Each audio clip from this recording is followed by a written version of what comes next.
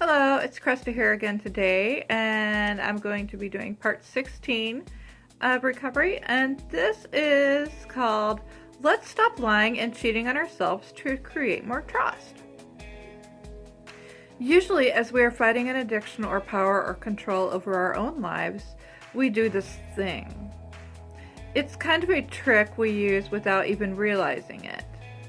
It is used to gain better energy supply, even though somewhat less appealing.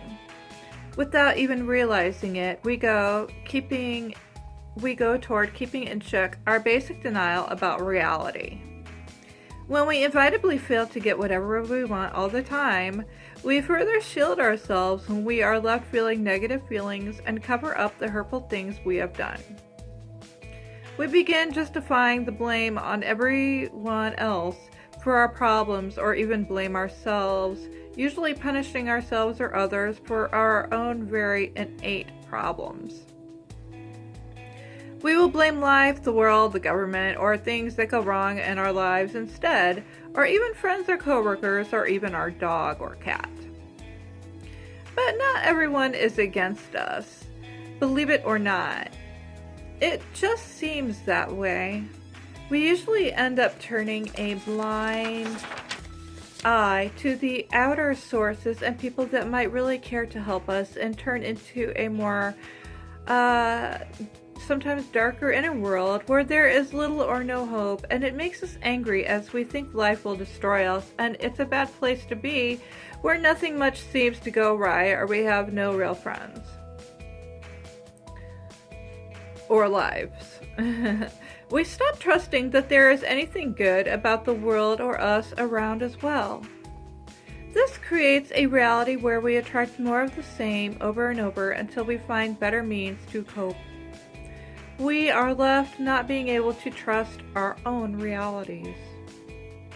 Often a person who cannot trust anything will fall into the behavior of lying, blame shifting, and faulty belief systems that lead further even to cheating to get what we might really want or need. This only creates further negative karma, and it usually comes back to you, kicking your ass back, slapping you in the face as a constant reminder yet again that you cannot get away with it. Pay attention to this as you go about your days. Maybe noting when you get a karmic reaction, maybe about a false lie you told to someone else, or maybe even as you cheated yourself by eating those extra cookies and donuts that week, or the massive fast food burger attack that made you gain that extra 5 pounds. Yes, we can even cheat ourselves. But we can also change these patterns by catching ourselves as we do these betrayals and right them in the future. In these practices, it will help better establish better trust in oneself and others, as we realize that truth is liberating in and of itself. In this, the defense mechanisms begin falling away as layers of betrayal begins to cure itself, in practicing the sheer universal law and incorporating it in daily life on a constant level. It is transformational. This help breaks through the sad, isolated prisons we have made for ourselves, and maybe some that are close to us in our own lives, like our children.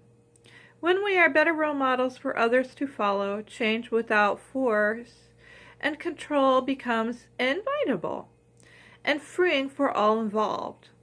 And the ones not ready to change may fall away during this time, as you are opened up to a newer world full of freedoms and possibilities to explore, with a world where a person can live more stress-free and more carefree without having to worry about negative karma coming back at you, when you can remain honest and more at a state of peace. Do not live in past or future, only live in the present being of now. We can begin to get more in touch with that intuitive, emotional self and begin healing our real wounds. Getting in touch with ourselves and others is our divine essence and guidance. And don't forget to be grateful for the things you have and are learning. Think about what you are grateful for today and smile. This will bring more serenity and confidence in your soul today. Thank you for listening. Have a beautiful day and a wondrous one, too.